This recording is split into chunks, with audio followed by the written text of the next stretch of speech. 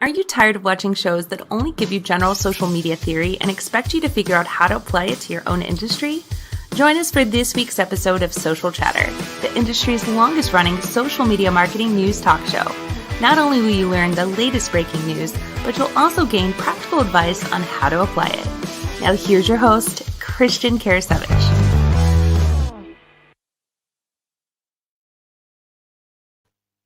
Welcome everyone to Social Chatter, your weekly social media marketing news talk show. This is episode 217. Today, I'm joined by Jim Fuhs. You've probably seen him on quite a few of our shows. He is the owner of Fusion Marketing. Very clever, by the way. Jim, really like the name there. So we have a new guest this week. We've got Michael O'Neill. He's a podcaster, actually. He's got the Solopreneur Hour podcast with Michael O'Neill. We'll drop that in the comments for this live video, but he's got 796 episodes. Pretty amazing. So I'm going to go and bring on Jim because we do have a hard stop today. We're going to do the show a little different, but we've got a hard stop very shortly in about 30, 45 minutes. But Jim, how are you doing this week? Hey, I'm doing great, Christian, and it's great to be on the show with you this week. Very excited about some of the topics, especially what Michael's going to talk about with the shortcuts. We were talking about it before the show. I had no idea some of the things you could do, so really excited to learn about that.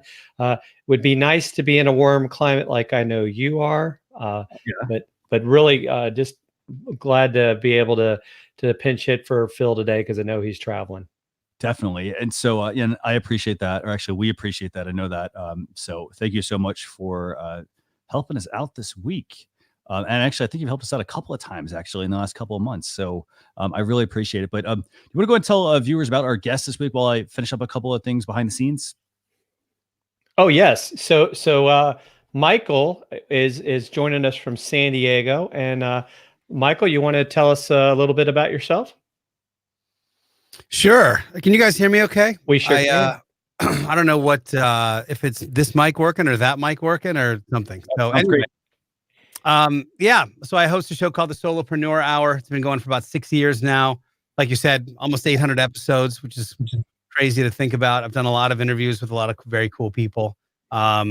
Just over 10 million downloads for the show. It's a very deep dive, long form interview format, kind of like Joe Rogan, but with an entrepreneurial spin on it. And I do a lot of speaking all over the world about podcasting, about automation, emceeing, and that kind of thing. And I got a pretty mean racquetball backhand. Hey, we should play some time. I play some tennis, so like I'm sure. Yeah, I grew up playing tennis. So very cool. Yeah. So how did you get started, by the way, in podcasting, I guess, let's start with that. Like we literally don't have enough time for that story. It's about a 27-minute story, but the super long story short is I was doing some podcast work behind the scenes for somebody else. Yeah. And I ended up having lunch with, if you guys know who Pat Flynn is from Smart Passive Income. Yes. Also lives here in San Diego. And we just chatted for a couple hours just at lunch, and he stopped in the doorway and he goes, "Dude, thank you." And I said, "What?" He goes, "I never get to do that." Because we didn't talk about business at all. We didn't talk about Smart Passive Income at all. We talked about life and girls and cars and fashion and everything else. And he said, "I never get to do that." And I thought, wouldn't that be an interesting idea for a show? What if I brought people on and we kind of talked around the thing that they're known for? Right. And that's really how the show kind of evolved. And and that's definitely one of those things where just overall, I mean, just trying to get to know people. A lot of times, like, for instance, Jim and I, like, we work together a fair amount, but like we don't know that much about one another because a lot of times we're all on that hamster wheel, just trying to keep that business going. So if you haven't checked out Michael's podcast, by the way, be sure you do that. We dropped a link to that in the comments. I'm going to go ahead and Jim and I are actually we're going to start talking about some of the topics this week. Michael, we're going to bring you back on here in a couple of minutes to talk about some of the automation with some of these tools. And then, so thank you so much for stopping in this week, actually. So I mean, you might leave me on just to comment. Otherwise, sure. I'm just twiddling my thumbs. Okay. Yeah, sure. You got to have somebody to roast you guys. So you might as well. That sounds good. Yeah, that sounds great. So, Jim, where do you want to start? By the way, this week we had a lot of topics we wanted to talk about. Well, I know let's start with in some aspects the elephant that is came out yesterday on a lot of social media feeds, and that's Facebook Pay. So, what do we have going on here? By the way. Well, so Facebook has decided in their infinite wisdom of trying to be all things to all people that now they want to be the platform that you can pay your friends and family and other businesses with and still use your Visa and your MasterCard and even your PayPal, according to the article. So I'm not really sure. It could have some benefits. I personally am. And I know Michael mentioned at the beginning before we came on, and I'm with Michael that, I don't trust Facebook to begin with. I think there's a lot of people that don't trust Facebook. So now you want to give me more my financial data. So I'm not really sure if it's going to take off like they would like it to. Yeah, Michael, what's your main payment platform, for example? I mean, I know we talked offline about this. We talked about like how there's, Apple Pay, there's Facebook Pay now, there's Venmo, there's PayPal, there's Cash App by Square.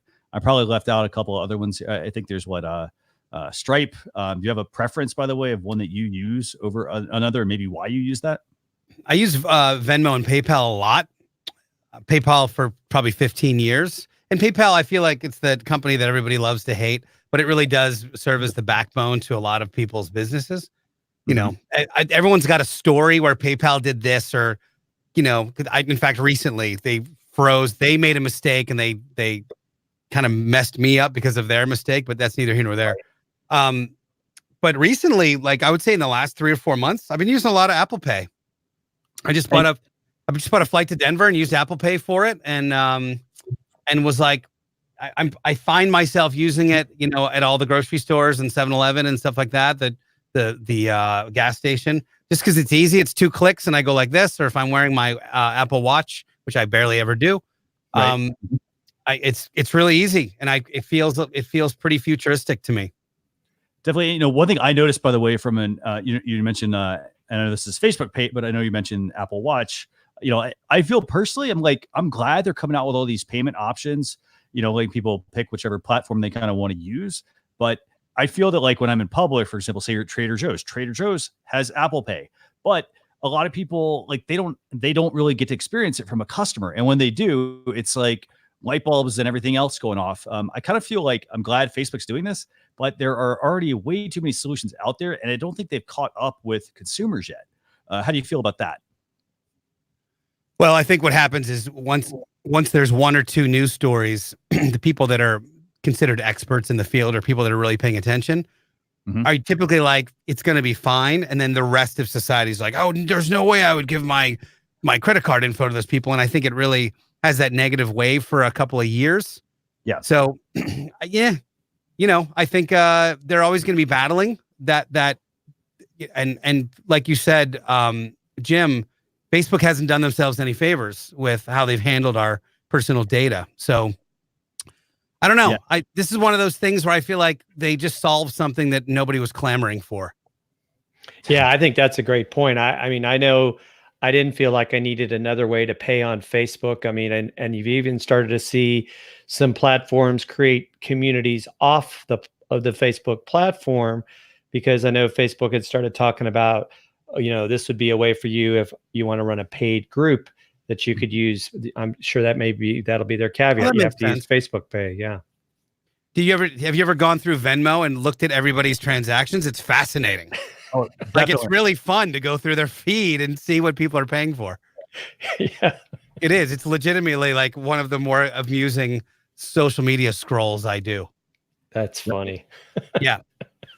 And I mean, I would say this. I mean, overall, I'm glad Facebook's doing this, but I tend to same boat that you all are in, which is I don't necessarily trust Facebook with all of this data. I mean, even though they tell me like, oh, hey, it's secure. They're, a supposed trusted company here. But at the same time, I mean, Facebook doesn't really need another payment platform. I think where this really, to me benefits some of their other products, I think that Instagram and WhatsApp, for example, which are not getting Facebook Pay at the moment, it's just rolling out to Facebook and Messenger, and then eventually Instagram and WhatsApp. But I think that's where the value is going to be at, especially for, I personally think WhatsApp. Coming from somebody who like uses WhatsApp quite a bit. I see a lot of businesses, they are constantly, like, hey, they have a product for sale. They do something cool, like they might send a bunch of emoji with whatever their products are. But for me, like, they need an easier way to check out. And a lot of people, oftentimes on WhatsApp, they're just doing the antiquated way of like, oh, hey, yeah, I'll make a note and then you can pay me that way. So I really wish that this would come to WhatsApp and Instagram first and then kind of move into Facebook and Messenger. But Facebook wants to obviously get it that way. So I like what you said about groups, though. It makes sense for paid Facebook groups to leave them all on the platform, and I'm sure they'll have tracking where people, have paid, have access to the group. If they don't pay, the group access gets cut off. Like, that is actually, to me, fairly useful. So I know there are some people that have gigantic communities that really run their businesses from that Facebook group. So that, now that you said that, it kind of makes a little bit of sense to me. Well, I think the only issue, though, that I think some of these group leaders have is, what is the cut going to be? Is it going to be more than, say, a Square fee or a PayPal fee? I have not done, because I haven't given my credit card to Facebook yet, so I don't know what that fee is for that using would shock it. me. Right. It would shock me if they were way more expensive than PayPal or Venmo, because it's so easy to use that stuff. Right. Yeah. But I also think just say it's worth it. Yeah, I also think, to Christian's point, I think this is that first step that Facebook announced at F8, where they're creating this closed loop system. And I think we're going to be talking about the catalogs here that are coming to WhatsApp, where everything becomes their closed ecosystem, where you can shop and communicate and do everything else without having to leave the Facebook ecosystem. So that in theory, you wouldn't even have to have a website as long as you're in their system. Right. So that's Facebook Pay. Very simple feature to use. Obviously, if you want to tap into this, make sure you update your Facebook app. Go to your settings menu within the Facebook app. That's going to be under the hamburger icon, actually, and then select Facebook Pay. And at that point, and by the way, you can also do this on the website as well. If you go to pay.facebook.com, add your payment. They accept, obviously, credit cards, debit cards, and PayPal conveniently. And then next time you go to use a payment, you'll have the option to use Facebook Pay. And one useful feature I thought was the fact that you can control which apps have access to Facebook Pay. So I do kind of like the integration there, but that's Facebook Pay. A little more of it, obviously. Obviously, it just came out, so it's something that it will take some time for it to be implemented. But overall, very useful feature, I think. If you are mainly in the Facebook ecosystem, it'll work across a bunch of their products. So obviously, as I mentioned, it'll work across Messenger and WhatsApp and Instagram at some point. And also right now, it's also going to work with other features. It's going to work with people paying for like in-app purchases for games. Obviously, some of your standard stuff, in-app purchases. It's also going to work for some Facebook pages, for some pages, as well as Facebook Marketplace. But that's Facebook Pay. So with that, Jim, you want to switch gears? Yes. Let's go with the catalogs feature next, and then I think we should get into Michael's stuff, because I think we could talk about that for the rest of the show. Yeah, definitely. And so let's do that. And while I bring that up, by the way, just a quick reminder to everyone who's watching, if you are watching or listening, actually. So for those of you who want to make sure you don't miss any of the topics we talk about, you can go to socialchefs.com/daily, and that will give you an option to get on our newsletter, where we will actually talk about some of the topics that we didn't get to cover as well today.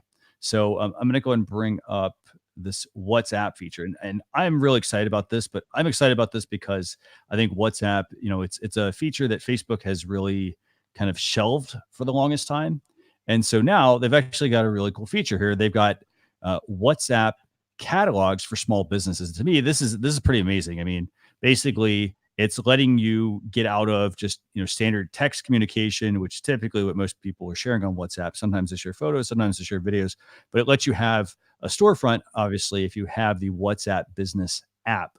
And I've got this actually pulled up here, where you can list out not only your product details, but also your catalog, along with description, pricing, and a title, obviously, and a photo that people can then make a purchase.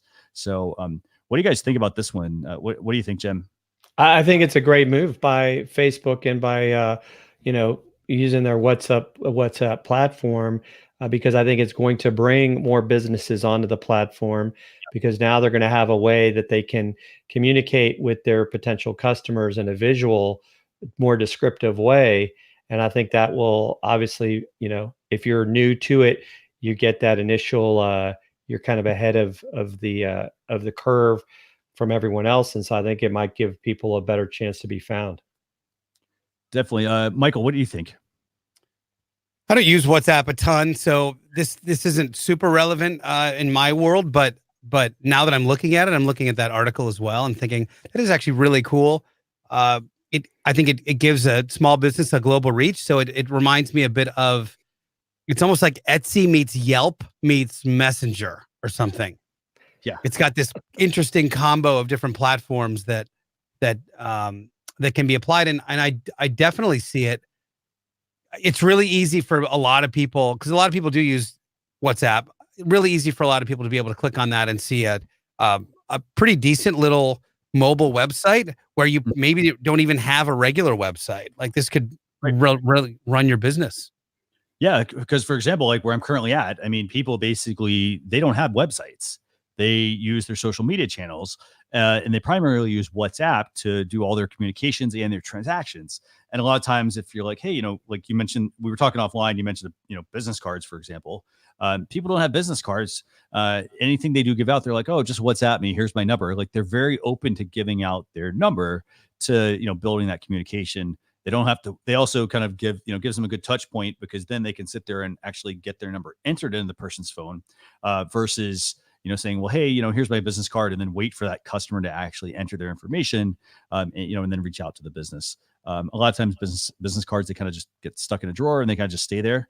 But I like this feature a lot. One part that I'm somewhat fascinated with on this is, if I'm looking here and I'm looking at who this is available for. So you do need to have the WhatsApp business app, which is great, because actually, if you do use WhatsApp, you can have two different numbers, one for your business, one for a personal account, two different apps.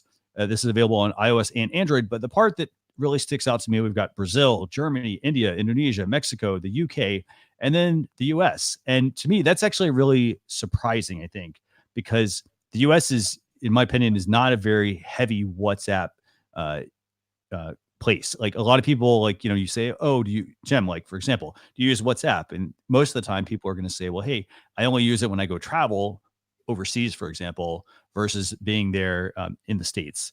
So, Jim, do you use WhatsApp at all for your business? I actually have started to use it a little bit, but I had not downloaded the business app yet. I do have a client that's in Vietnam who's actually a US guy, but because he's in Vietnam, that's the easiest way for us to communicate without, paying an arm and a leg.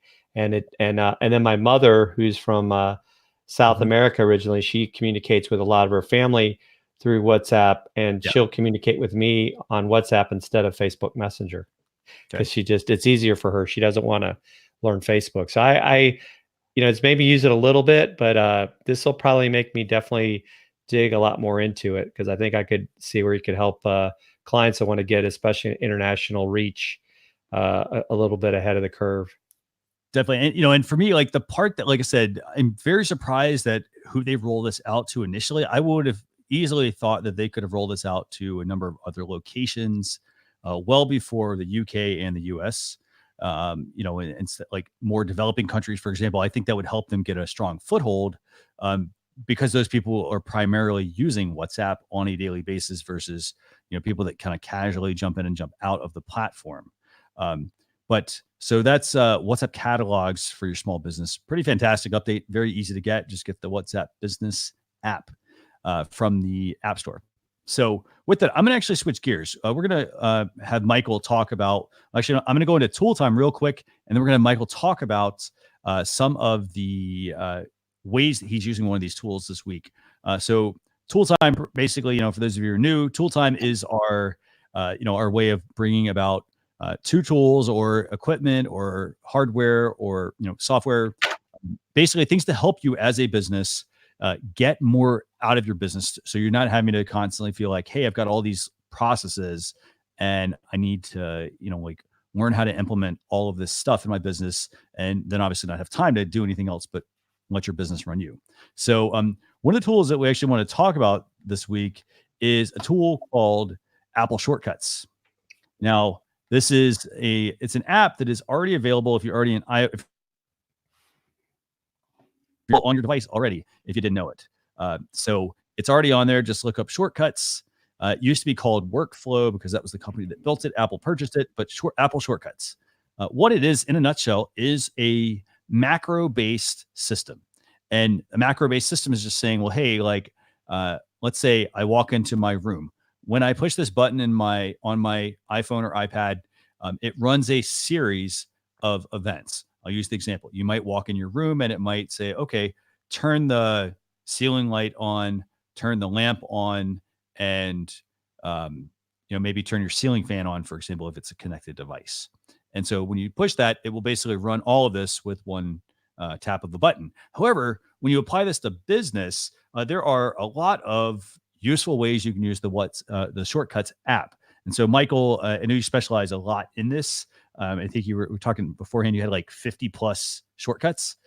So I'm going to turn the floor over to you and have you talk about the app and some of the ways you're using it to get more things done.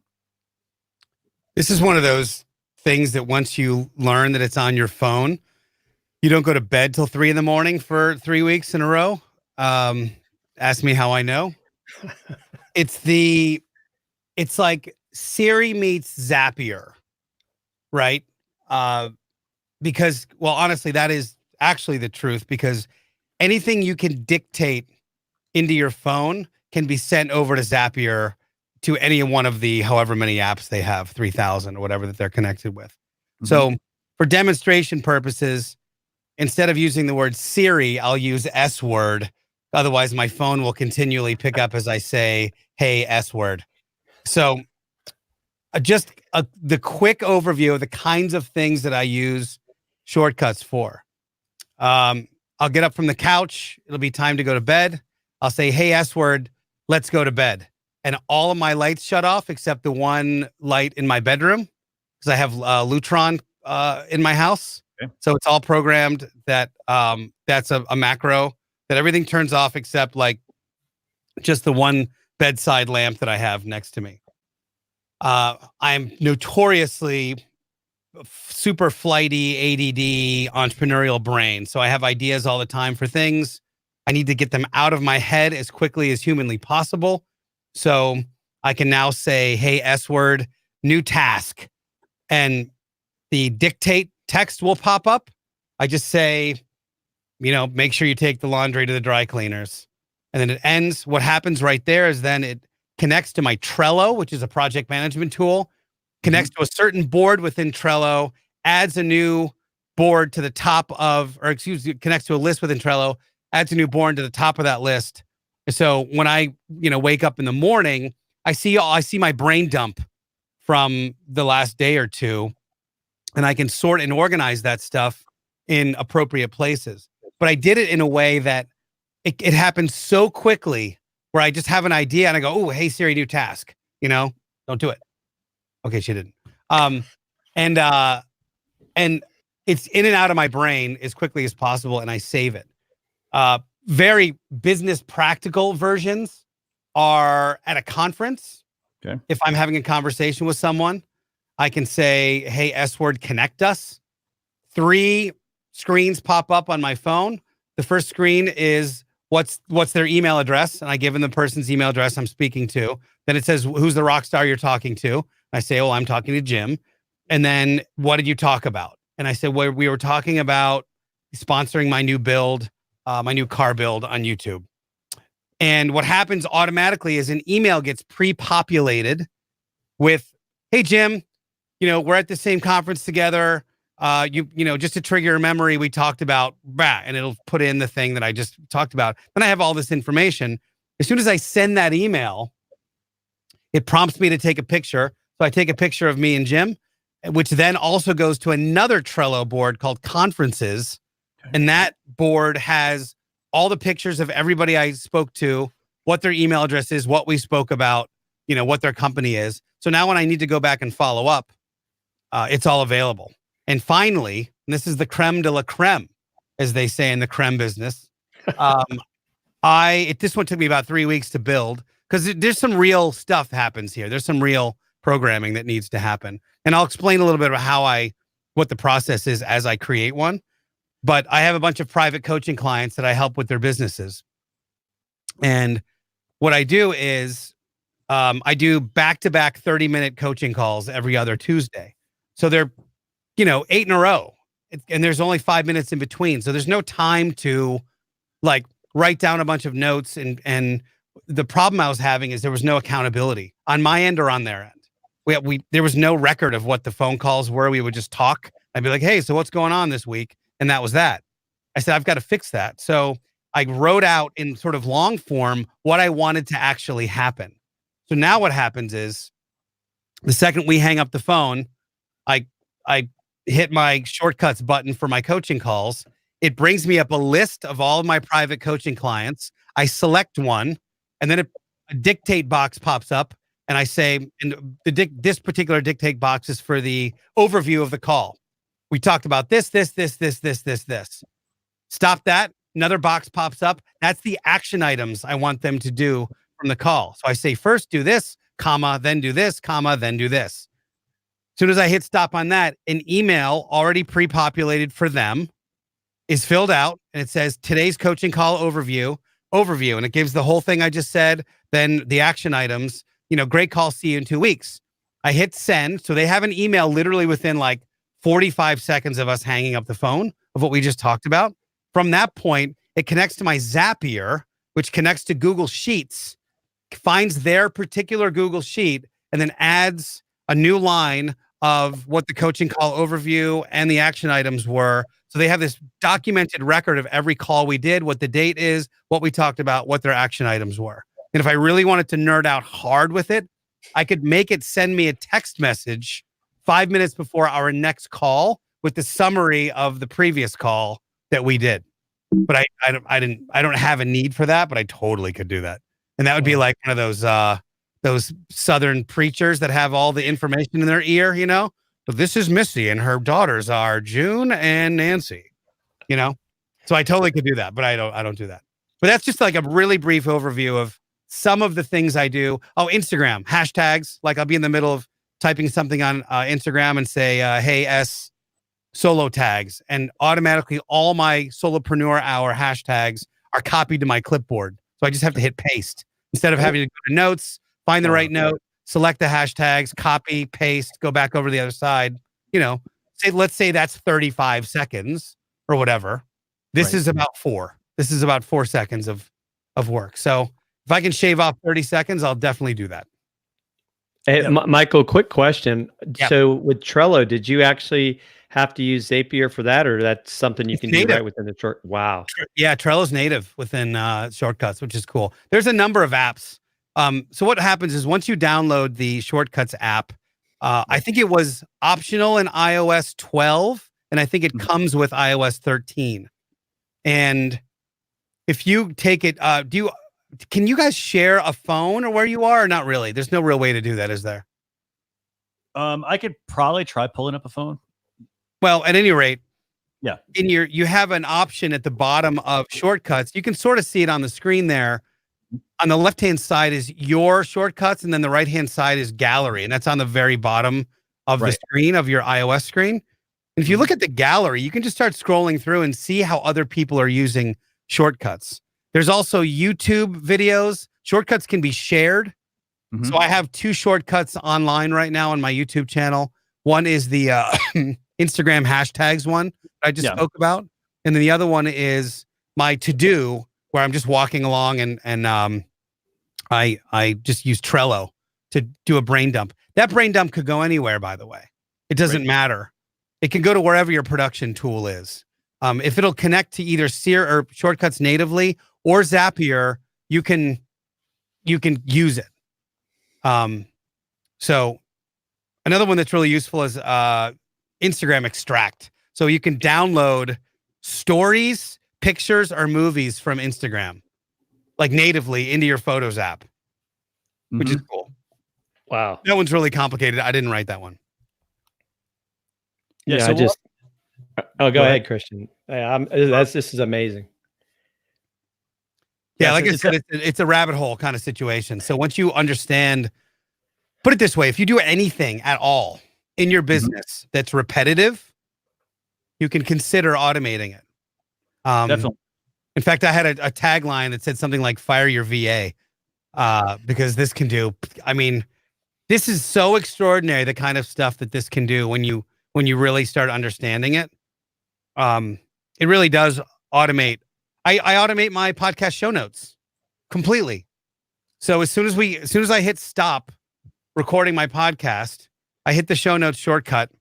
First thing that pops up is a dictate box, and I know that's the title of the show. So I'll say, 798 : fantastic episode with Steve Weatherford, whatever. Hit another one. Then I just speak about what we just talked about. We just interviewed about. I do it right then, so it's in my head.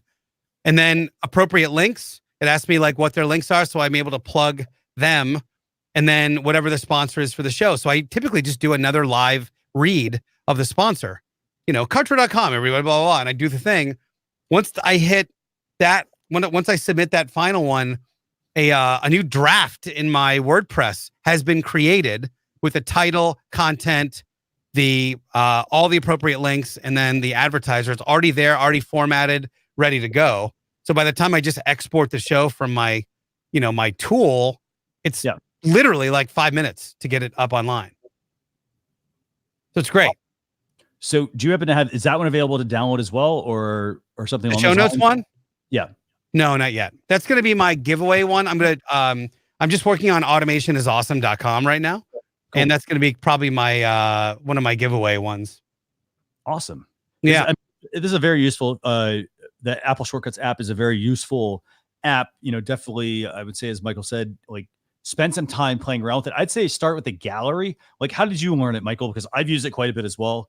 How did you learn about it, or how did you just kind of? I can't remember how I discovered it, but I started going to YouTube, and you can start looking for shortcuts on YouTube because people can share them. Once you create it, it can go in the cloud, right? And you can share them. So, I think I just grabbed a couple from there and was like, "Ooh, that one's really cool."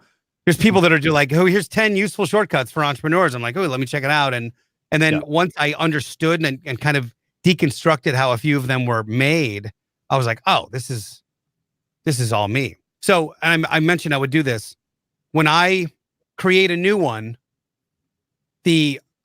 I work from a complete social engineering standpoint.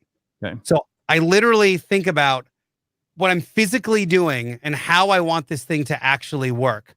So I'll say something like, all right, I get off the phone, and the end goal is I need to record the information from this. So I write the goals, what I want to happen. So I want to record the information from this call. I want the person I'm talking to get that information, and I want trackability. That's what I had written down for my coaching calls one. So I said, okay, well, what happens during a coaching call? So I speak to them, we hang up the phone, and then I have 5 minutes. So do I have time for an email? Probably not. I want to be able to, should I type it? If you're a fast typer, then you could just have a box pop up and you thumb it out and you shred through. I don't type that fast, but I can dictate well. So I said, okay, I want a dictate box that comes up, and that dictate box will be the overview of the call. Okay, great. Now I need one for action items. Do I need them to be lined out? No, I can do that within dictation. I can say first, comma, do this, period. Then, comma, do this. And that is how it writes. And that's fine. Then how do I get the trackability? Well, I'm going to need to go to Zapier. So that needs a certain connect on Zapier's end to be able to do that. Okay, let me learn how to do that. And then it needs to connect to Google. And that Google Sheet has to have a specific API that goes with it. So there needs to be some programming logic on Zapier's side to choose the right person and then assign that person to the right spreadsheet. So that was probably the longest piece that I had to learn. But once I figured out that I wanted it to go on a spreadsheet, it was just a matter of, can this be done? And then once I learned it could be done, I'm like, how do you do it? And then you again, you sort of reverse engineer everything. So think about your end goal. Yes. If your end goal is, I want my virtual assistant to get a summary of this meeting or these emails or whatever, think about how, like, what the individual steps are that have to take place, and then just work backwards from there. Definitely. And the other thing you'd also do, I guess, also if you're like totally new to this and you're like, well, hey, this seems really cool, check out the gallery. And then the other thing I'd say is open up the apps. Cause if you have the iOS or Android, iOS or iPad, sorry, if you had the iPhone or iPad device, open up the Shortcuts app and actually look at them and try to deconstruct them as well. I know a lot of the stuff you're talking about, some of it takes a lot of programming. Other ones, I mean, they're just literally drag and drop, like, if this, basically do this. Yeah. The hashtag ones on Instagram is super easy. It's literally, all it does is it has a text thing. That's all the hashtags you would use, and then copy and paste to clipboard. That's all it is. Yep. It's literally a two-stepper. And that one's on the YouTube. You can download that one. Another great thing about these the shortcuts, you can add them. So you can either put them in the Shortcuts app. The other thing is if you use your phone a lot, for example, what a lot of people will do is they basically will bury a lot of their apps, meaning they put them in folders, they put them on different pages. There's too many things. But what you could do is actually, you can set these as home screen icons as well. So that way you could press on something. If you don't use Siri, for example, sorry, hopefully I didn't trigger anybody's phone there. You didn't say hey first. It's okay. So basically what you could do then is you could set up a home screen of just the most used apps, for example, or the shortcuts that you create, and then run them there as well with just, the press of a button. So fantastic. Something just dawned on me. It'd be really funny if you were like a radio broadcaster and you just kept saying, "Hey Siri," just out in the world, because it would just trigger a million phones at a time. Yeah, it's kind of like that'd Alexa. be the best prank. Yeah, Alexa's another one actually as well. Can we talk about the Instagram list categories thing? Yeah, sure. You want to talk about it? Sure. Yeah. Yeah, because that's really interesting to me. Sure. Okay. What do we got going on there, basically? Well, it looks like, remember when back in the day when people recommended that you sorted your Facebook friends by lists, and that lasted a few years and then it went away? Yep. Mm-hmm. This is a way that you can sort your Instagram friends by lists. And I'm kind of looking, there's a list that's like latest interacted with, different categories, everyone. Yeah. I'm sure you'll be able to make custom lists, like potential customers or people that might be your avatar in your business or whatever. Yeah.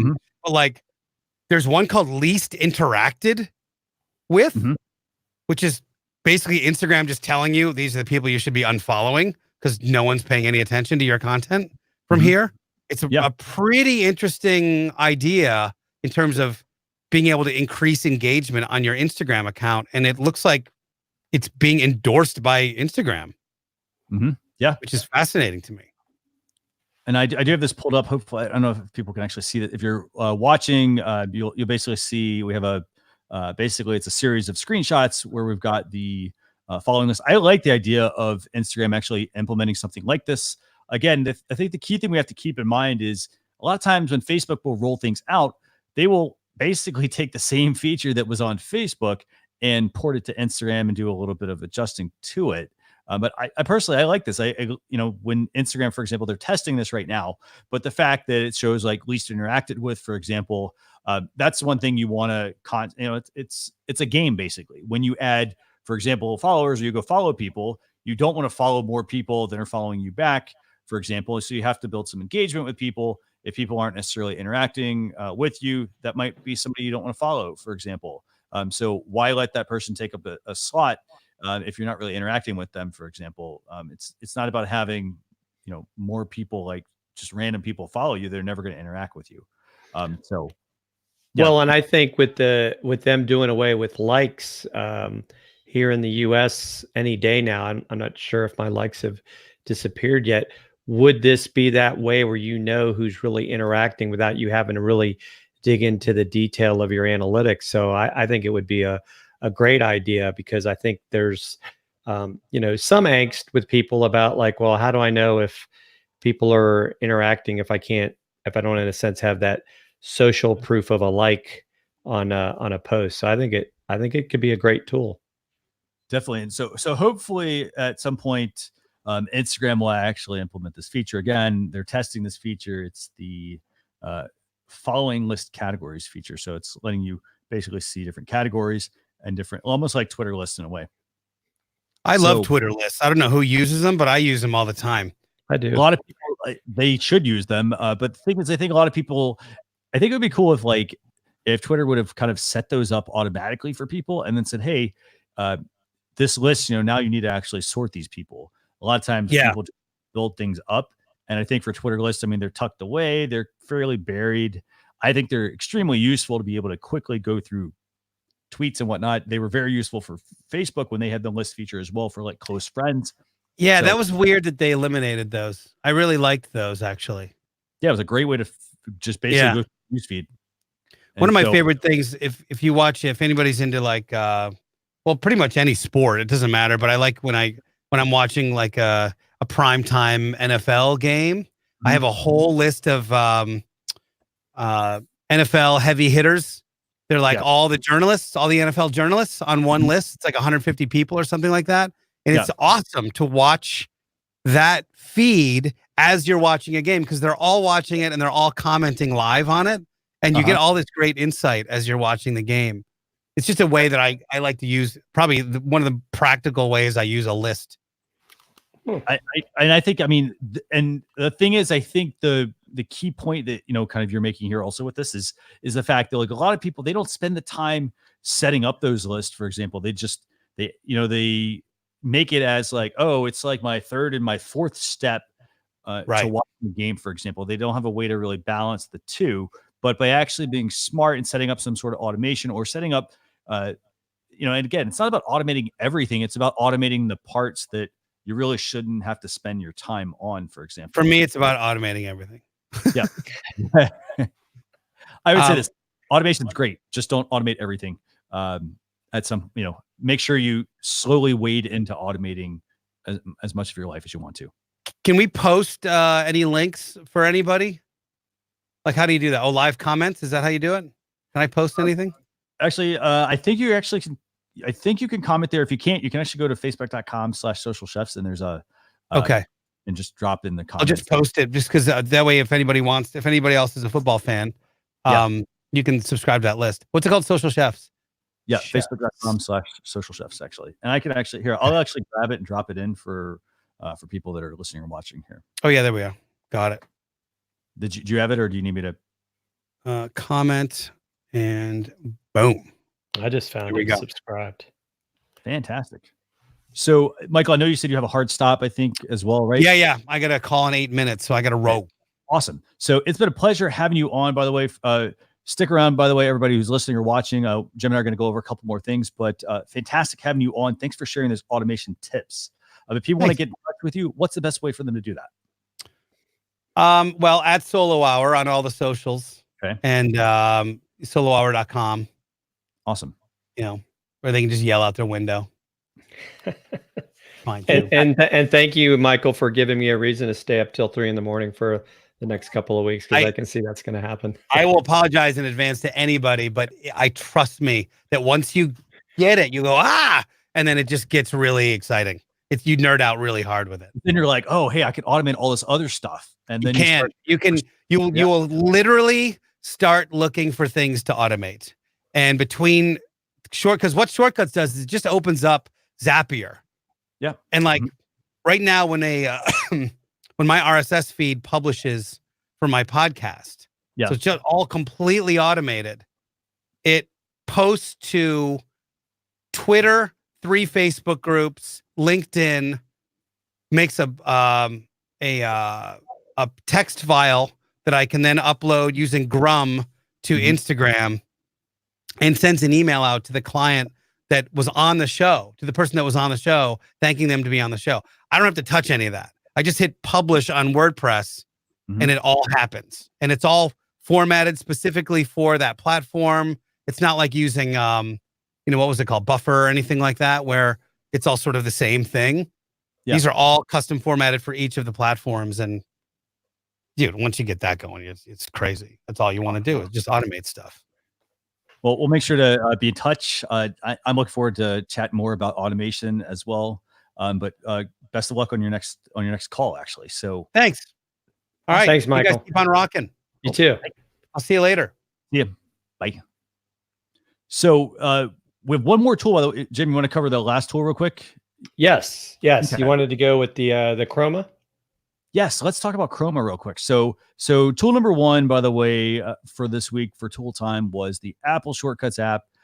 As you can see, there's a lot of different ways that you can automate parts of your business. I also dropped some links, by the way, into the Facebook post for those who are watching us live on Facebook, things to make it easier for you to, for example, download images from YouTube, Facebook, Instagram, and so forth. Actually, that's images and video. There's also a way to convert videos to animated GIFs automatically with the Apple Shortcuts app, as well as those people who actually need to scan their receipts for their business. There's also an automation as well there for the Apple Shortcuts app. I also dropped in the Shortcuts user guide that Apple also has available online as well. So with that, I'm going to go ahead and I'm going to bring on our last tool that we wanted to talk about. This is an app called Chroma Stories.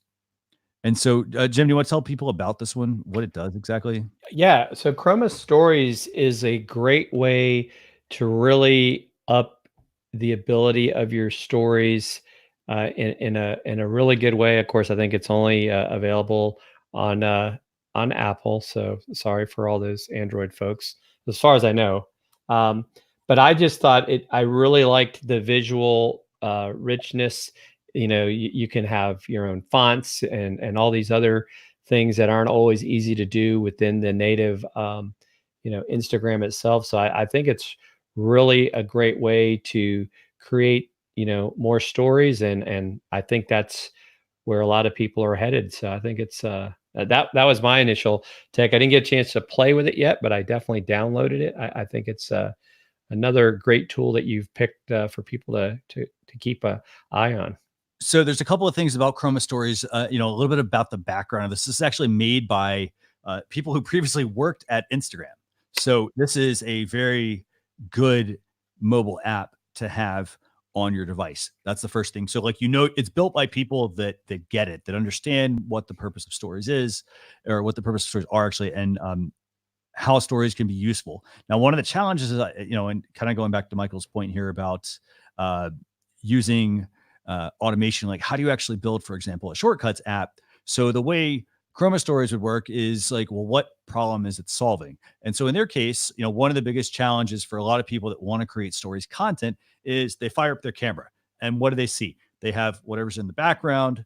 They have so-so audio. There's no like creative element to it for the most part, because a lot of times people are like, hey, I'm not artistic.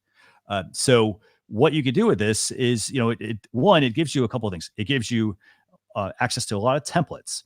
So lots of different templates, different styles that you can adapt for your business. The other thing you also get filters. So great, I've got some filters, I've got some templates. You can add different text tools, for example, to make your text stand out. So I almost like look at it like this. If you take the Instagram Stories platform in the current state and you use it just like it is, it's got functionality. But if you want to take it further and you want to make your stories creative and more engaging and eye-catching and get people to actually want to then tune into them to check out what it is you have going on, this is where you want to level up to an app such as Chroma Stories. Now, in addition to this, the other feature that it adds is that it adds this thing called dynamic motion presets. And those might seem, let's see. So dynamic motion, basically, for a lot of people, if you're not familiar, if you do any sort of video editing, like heavy video editing, it often requires very expensive, high-end software and machines. And so, or basically software and hardware in order to make it very useful. So to make things like really, have some motion, like you have a certain pan of a camera, for example, or maybe something might turn a little bit. But what dynamic motion basically does is it allows you to apply motion directly from the mobile app without actually having to be a video editor and knowing how to apply these effects to your videos. So that's built into this. As you get access to animated stickers. Obviously, you get a video trimmer built into this. You get, obviously, as I mentioned, powerful text tool. You can do custom backgrounds, and so much more. It's Chroma Stories. And now I do want to briefly talk about the price. So it's $4.99 a month. That will unlock up to 250 plus templates. It'll unlock the ability to have like 50 plus custom fonts. So you aren't just using the same fonts over and over and over again. But it also adds, in addition to that, so it's $4.99 a month, but it will also add special filters and a lot of other creative elements to the Chroma Stories app. Now, the other side of this, though, it's $4.99 a month. You get, I think it's what, is it 7 or 14 days, Jim? I think that people get with it. It's a 7-day free trial.